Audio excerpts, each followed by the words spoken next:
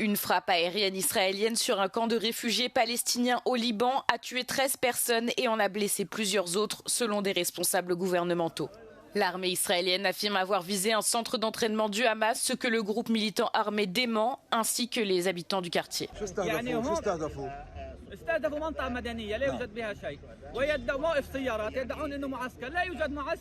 Israël a demandé mercredi l'évacuation de plusieurs zones au Liban, alors que l'armée a annoncé de nouvelles frappes dans le sud du pays.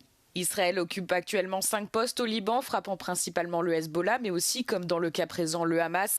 Dans le cadre d'un cessez-le-feu négocié par les États-Unis entre Israël et le Hezbollah, Israël était censé se retirer du Liban en échange de la cessation des hostilités par le Hezbollah dans le sud du pays.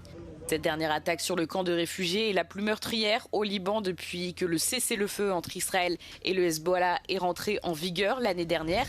Israël a mené des frappes quasi quotidiennes, affirmant que le Hezbollah tentait de reconstituer ses forces.